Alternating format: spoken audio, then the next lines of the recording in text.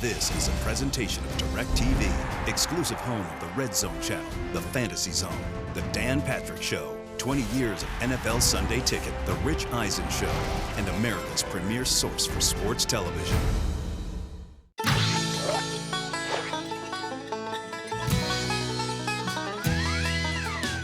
Hello, my name is June.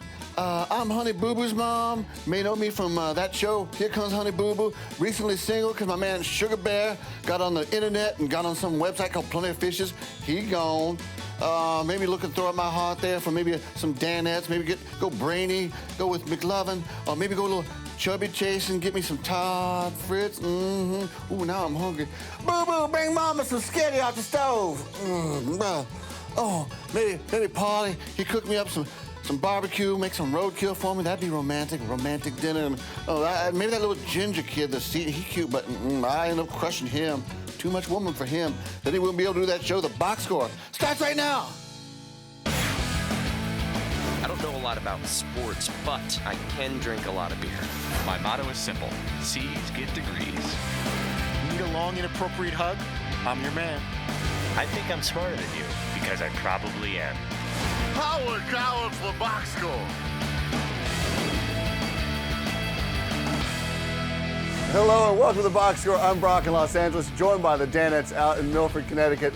Fun show today. There was talk of ladies' men, from the smooth talking Matthew McConaughey to MLB's Kevin Millar. And you guys actually played back a clip of All Right, Matthew McConaughey giving an inspirational speech to the Longhorns. I mean, Paulie, how fired up would you be if the man, the myth, came into the man cave and tried to fire you guys up?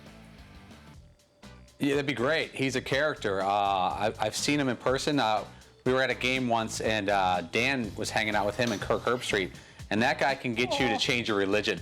We were walking down the street. McConaughey and Herbstreit and Dan were leading the charge, and Dan is a pretty famous guy, and Herbstreit's a pretty famous guy, especially at a college football game. But the people were flocking around McConaughey like he was the second coming. There's a glow around the man. McConaughey inspires the women, and the women inspire McConaughey. And then Kevin Millar dialed in and talked about a story in his playing days where a woman inspired him. Clinton, Iowa, 1994. Her name was Bunny. Man, I fell in love with this girl. Bunny? She got me to the big leagues, Dan. Were you a closer? Yeah, we were karaoke, and she had just a gorgeous voice. She was the size of Matt Vasgersian. She had a body like Chris Rose. And, yeah. Hit about 180. Hit about 180 before then. Hit about 440. They couldn't get me out there. A-ball. Were you a slump buster for her, or was she a slump buster for you? I think it was both ways.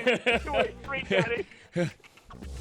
Millar's got a great laugh, and we love that behind-the-scenes stuff. We used to do that a number of times when Mark Grace was on, all the slump buster talk, and just picturing guys. Imagine if you were a baseball player and you were trying to get a girl's attention, how you would go about the flirting process and writing a phone number on a baseball, or trying to hook up with someone that caught your eye in the stands. And that's the kind of behind-the-scenes stuff that we love on the show. We can break down X's and O's of the AL and NL division series and all that kind of stuff, but it's a lot more fun to walk in the shoes of a ball player and see what goes on as far as the extracurricular activities are. So one thing I miss about having Rob Dibble on the show is that every once in a while, Dibble would drop one of those stories out of nowhere, and he would talk about his minor league days and things that he took for granted in the minor leagues.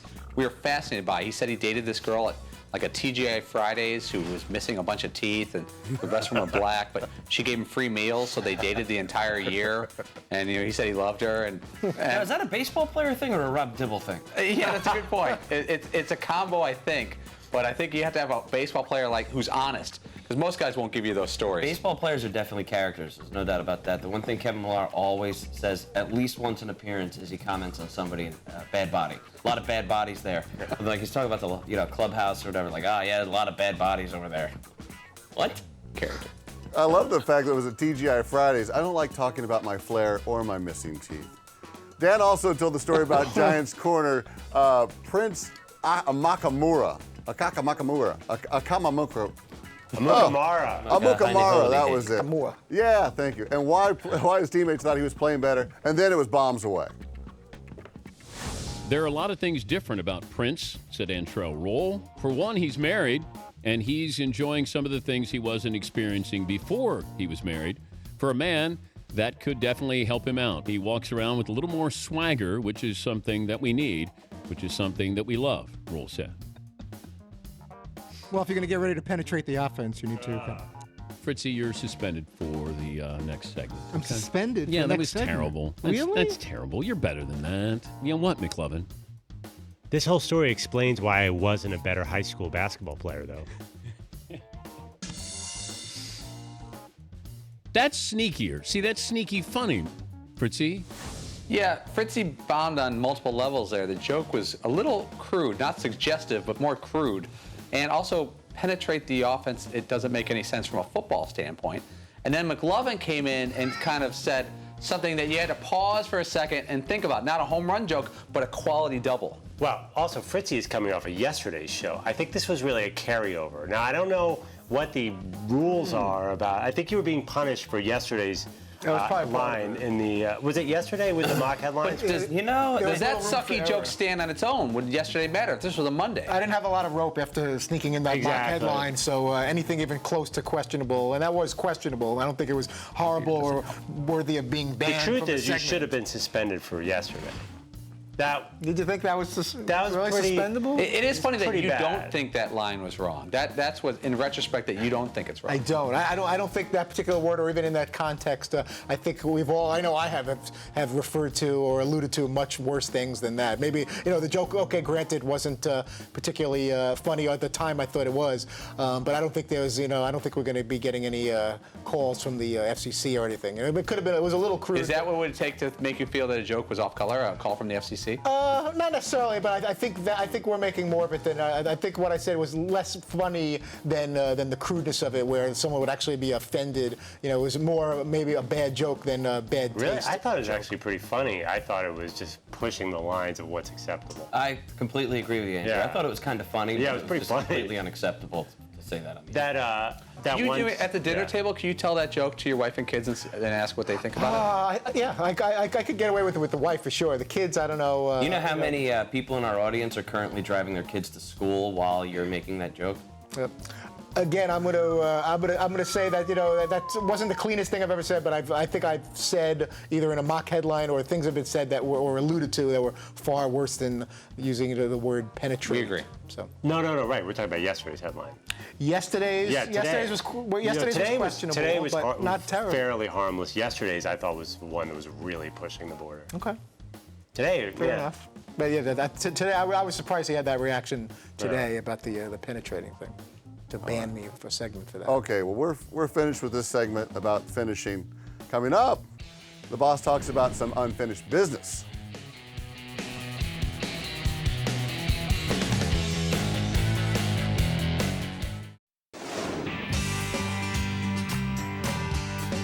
Who does Fritzy look like in this bobblehead? Dan Hampton, Chicago Bears defensive lineman. That's Dan Hampton's hair. That's a handsome man, Dan Hampton.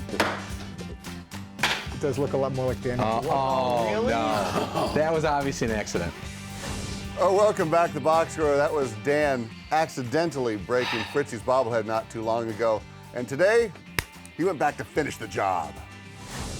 This is like a Toy Story. I feel like the evil boy who would be breaking things. Like you just. What are you doing? Is that gonna be your new toilet to get when you go jaw face? You're gonna like bash this? Concussion. You're trying to Look break, at that. You're trying I'm to putting break dents in here. Brady Hoke said he doesn't see what you're doing. Oh my God! Attaboy. You just crushed the skull.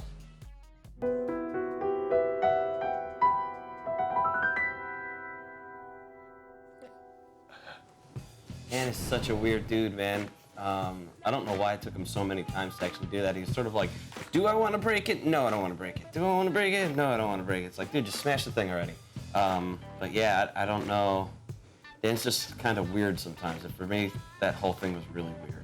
Yeah, I don't know what got him so violent, and he had this, evil grin on his face. I guess this thing was bothering him with the fact that it just looked absolutely nothing like me from head to toe, and it certainly looked more like Dan Hampton than myself. And then he just started bashing it. Belushi in Animal House when the guy is playing the guitar. I gave my love and. Can you imagine during one of our look-ins? Let's just say tomorrow, any one of us walked up to Dan's desk, we're having a conversation, we took one of his items on his desk and just started breaking it.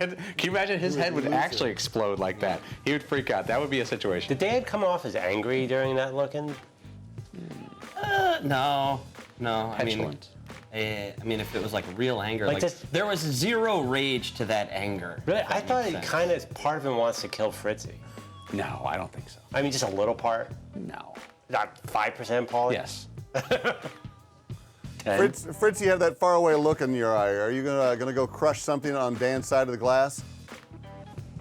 I will not go that far. I didn't know what the rage was, pretend or otherwise. Yeah, again, I agree with Seton. He wasn't like the typical angry, jaw-faced Dan, but he just was on a mission to destroy this thing. But I know better than to not only not break any of Dan's things, and not even go in there on the other side of the glass and touch or move anything, because he just knows so well exactly where everything is, like that movie Misery. You know what, though? I'd be kind of mad, though, if Dan came over here and broke my bobblehead. It's the only bobblehead I've ever had made of me.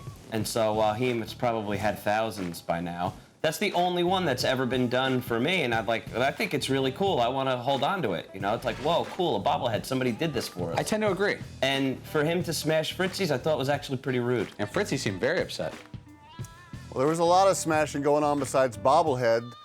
Some of the smashing and crushing was going on with Paulie's pie. Paulie went to town on this mid-show. Paulie, where in the world did you get that delicious pie from?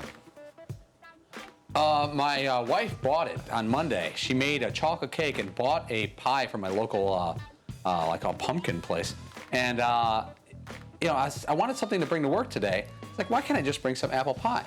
And I've never done it before. And it was refreshing. It was invigorating. It was fantastic. So if you had a whole week now of crushing not only chocolate cake but apple pie, are you going 2 for Tuesday, like every day? Yes, but well, actually no. Today is the first. Start putting on the LBs there. Hey, what are you gonna do? It's winter. Put on the winter coat and see what happens. You know. Can I say though that usually, Paulie, when you do something during the show, it's very calculated. There's a big bit about this. I just felt like you were just eating some pie. It wasn't necessarily a calculated, produced piece. You're right. When I brought it to work Or today, was it? I didn't think it was going to be a big deal. Will we like an apple pie sponsor? Yes. Yeah. But no, I didn't think much about it. But I knew a big tray of apple pie would stick out a little bit. Well, if bakers or you're out there and you need a place to advertise, come to us. We will take a break. Coming up, how well do the guys remember some of the zany stuff that's gone on this show? We'll ask them after this.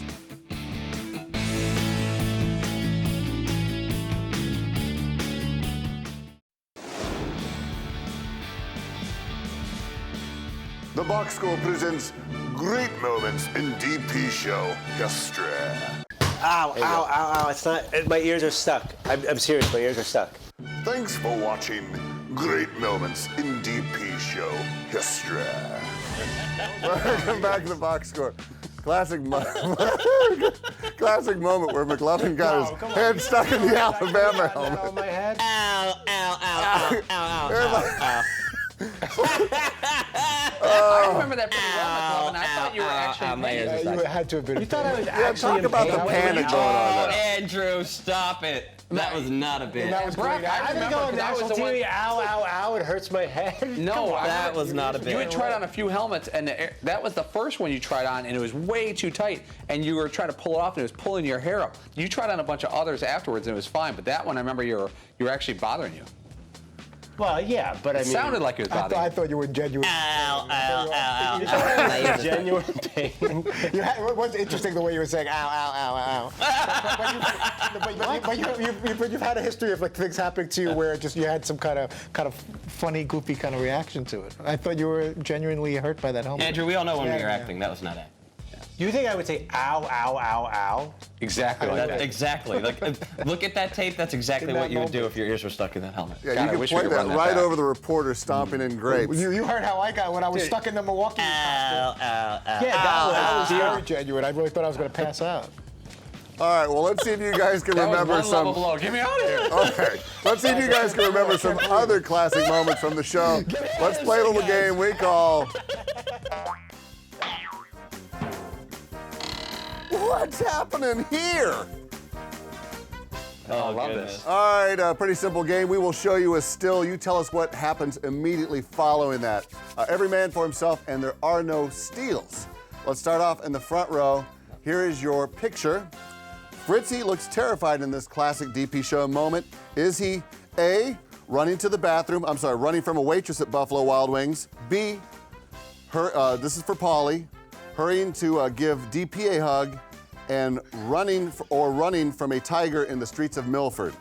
Wow, I remember that right. Fritzy is also screaming like a young child during that video clip, and Seton is chasing him in a tiger outfit. Was it C, running from a tiger?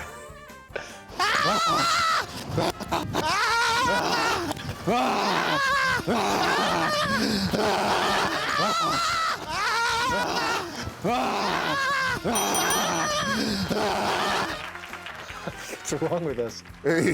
Yeah, I like that video. What I love the most about it is people driving by on their way to work, seeing that, and never knowing what went on. They see it, they go, what the hell is that? And then there's no way to find out what has happened there. Next up, Fritzy. Paulie looks to be having a good time here, but is he about to A, take a flinch ball to the face, B, take an elbow to the dome from Jeremy Roenick, or C, score a goal on Jeremy Roenick? Knowing what's been happening every time that Roenick has showed up with various punches and checks happening, I'm going to have to go with B. There's about to be a collision that Paulie's going to be on the receiving end of. Was it B, knock to the head? You ready? Yeah, give me a little leeway. Okay, here we go.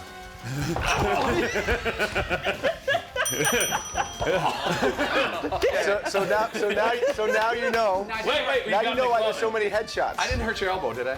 Yeah, that was a special moment. If you could slow it down, I know you can't, but he hit me in the shoulder, and as soon as I felt gave a little. Yeah, I felt the shoulder. I'm like, oh, this isn't so bad. This is so bad, and then pow, right in the kisser. And I was like, whoa! And I saw stars for a couple seconds, but it was a treat. Concussed. It was a special moment. Great times. Back to the front row, and Seton. Here's your picture. McLovin's lining up a soccer shot here against you. With you right in the way, does he A, hit you in the face, B, break a light in the ceiling, or C, hit you square in the huevos rancheros? I remember this well, actually, and I've been trying to just sort of black it out of my mind, but it's, I think, really one of Andrew's finer moments on the show. And he hits me square in the man region, a direct shot, and I'm very proud of him for that. Was it C, shot to the man region? Okay, ready? Hold on, no hand. Okay, set. Lynch ball soccer style. Wow, you better get that out. Is there a card? Am I getting a yellow? Is that for the urine? Wow. That looked very That's painful. amazing I had that kind of aim. I'm not sure I was intentionally doing that You were because I'm not. a terrible soccer player. I think I just, I think I was aiming for the head. Rather be lucky than good any day. Yeah, that was is the, definitely an accident. Is the saying. Hit you right in the balls. Yeah, he did. Hit me square in the balls. Ball on ball action. McLovin, close us out here. Seton is certainly fired up here, but who is he talking trash to? Is it A, Jay Glazer, B, Jeremy Roenick, or C, Rodney Harrison? Wow. First of all, I love the chops. Those are awesome. No fool would talk trash to Rodney Harrison after they saw him decleat me for no reason.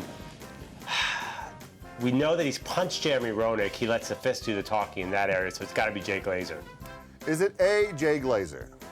Because you're scared and you know it. Wow. You've been seeing all the videos of me working out. Wow. Got the pythons right there. Wow. Glazer, you're scared. I'm not even going in the Wow. box. Forget Wow. it. I'm going to find Jay Glazer. Wow. Let's do it right now. Wow. I'm an idiot. That was fantastic. First of all, why is my voice up that high anyway? Because it's really not very intimidating. Yeah, the chops are pretty serious. That being said, if I was working in a bar and you came in and started trouble, if you just looked at your face value with this patchy, scary beard and tats all over, I think people would take a pause, which is cool for your rep. Hey, I should go back to that, man. I would love that. That's like my Hell's Kitchen, circa 1977 era scene. How'd that fight work out with Jay? I can't remember who won. Crushed him. Absolutely destroyed him. He hung in there for a little while. Yeah. In the words of Mike Francesa, it's a loss. All right, still to come, Rich Eisen dropped some news on the boss. We'll tell you what it is after these words.